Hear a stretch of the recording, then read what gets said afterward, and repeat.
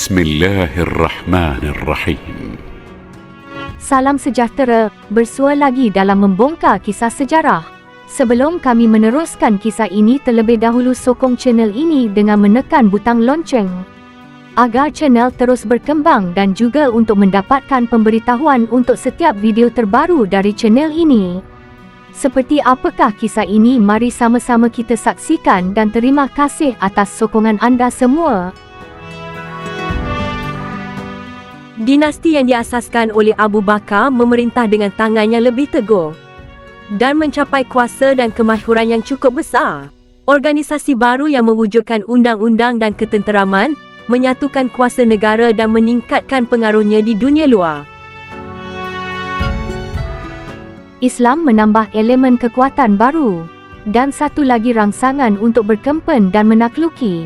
Sulus tidak pernah melebihi 60,000 bilangannya. Namun kita mengetahui bahawa sebelum kedatangan Magellan, kuasa mereka telah dirasai di seluruh Luzon dan Kepulauan Bisaya, Laut Celebes, Palawan, Borneo Utara dan Laut China, dan perdagangan mereka meluas dari China dan Jepun pada satu ekstrem ke Melaka, Sumatera dan Jawa pada satu lagi. Abu Bakar digantikan oleh anak keduanya, Kamaluddin. Alauddin, anak lelaki sulung, lemah akal dan jelas tidak disokong oleh menteri-menteri negeri. 3 sultan seterusnya yang mengikuti ialah Diraja, Upu dan di Gunung. Nama penuh mereka ialah Sultan Amirul Umara Maharaja Diraja, Sultan Muizzul Mutawaddin Maharaja Upu, Sultan Nasiruddin Awal di Gunung atau Habud. Sultan ke-6 ialah Muhammadul Halim Pangeran Budiman. Semasa pemerintahannya, Gubernur Sandeh melengkapkan dan mengarahkan ekspedisi besar ke Borneo dan Sulu. Armada yang dihantar ke Sulu telah diperintah oleh Kapten Esteban Rodriguez de Figueroa dan sampai ke Bandar Jolo pada bulan Jun 1578. Ditegaskan bahawa Rodriguez mengalahkan pangeran dan menuntut ufti daripada Sulus. Rodriguez, bagaimanapun, tidak menduduki Jolo dan tiada kelebihan kekal diperoleh daripada kemenangannya.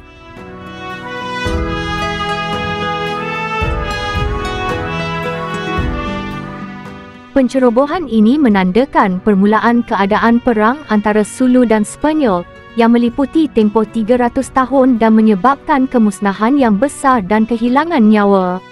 Ia menyebabkan Sepanyol kehilangan banyak orang dan wang dan akhirnya membawa kepada kemerosotan Sulu dan berakhirnya sebagai sebuah negara yang merdeka. Besarnya perselisihan ini, kesannya yang meluas dan kesannya terhadap pendudukan Sepanyol dan Amerika di Sulu mengundang perhatian, khusus kepada punca perang dan watak Sulu yang digambarkannya. Ekspedisi ke Jolo merupakan sebahagian daripada dan serta-merta mengikuti ekspedisi yang diarahkan oleh Gubernur Sandeh menentang Borneo. Tidak dinafikan bahawa, selain alasan yang Sandeh berikan untuk ekspedisi ke Borneo, dia benar-benar digerakkan oleh rasa cemburu terhadap Portugis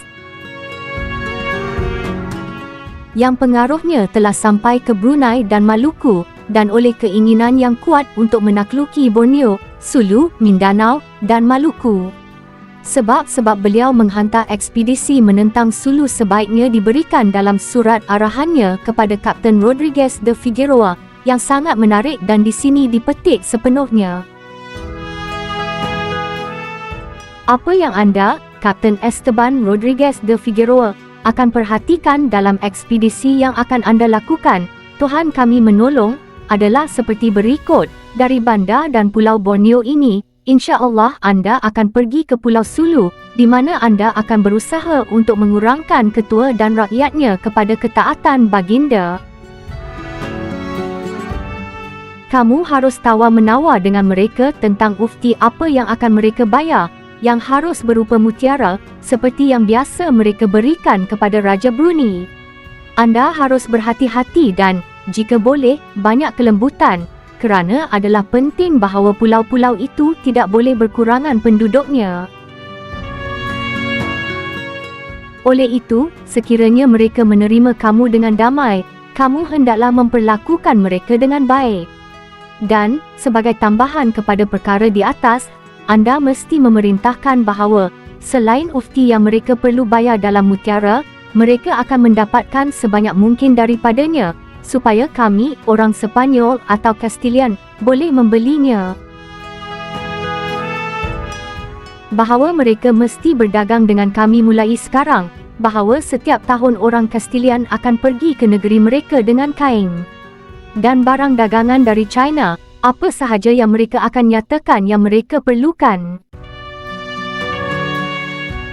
Anda hendaklah memberitahu diri anda tentang keperluan mereka, dan jika mereka ingin datang ke penempatan kami, kamu hendaklah memberi mereka kebenaran untuk pergi bebas ke Manila dan datang ke Borneo, walaupun bukan untuk mencari.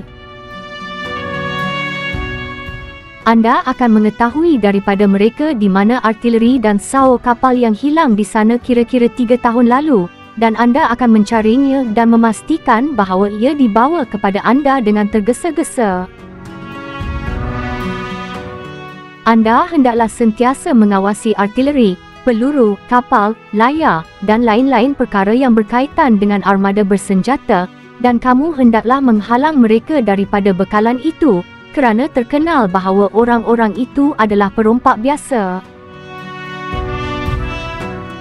Dan kerana maklumat saya bahawa ketua yang menggelar dirinya Tuan Sulu adalah orang Borneo, dan memiliki rumah di bandar Brunei ini, bahawa dia berperang melawan kami dalam pertempuran laut, dan bahawa dia melarikan diri ke Sulu, di mana dia sekarang, dan oleh kerana saya diberitahu bahawa dia mengambil 2 kapal layar dan 3 kapal kecil, artileri dan peluru, anda hendaklah menggunakan penghantaran yang terbaik untuk mendapatkan kapal, artileri dan peluru tersebut. Jika dia bersetuju, anda hendaklah memberikannya pasport. Kamu akan melihat sama ada dia mempunyai anak, dan jika ya, anda hendaklah mengambil satu, dan beritahu dia bahawa dia mesti datang berjumpa saya di Brunei pada bulan Februari.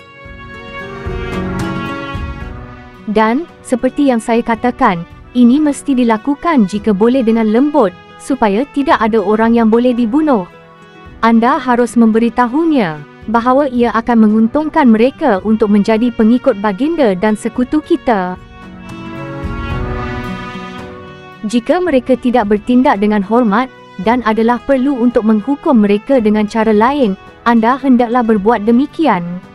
Dan kerana Sulus, seperti yang diketahui umum, adalah lanon terbuka, yang satu-satunya cita-citanya adalah untuk mencuri, dan menyerang lelaki untuk menjual mereka di tempat lain, terutama apabila mereka pergi setiap tahun untuk rampasan. Di antara semua Pulau Pintados, yang berada di bawah kendaliannya, kekuasaan yang mulia, anda hendaklah cuba memastikan hamba-hamba Pintados di antara mereka, untuk mengembalikan mereka ke rumah mereka, terutamanya mereka yang beragama Kristian.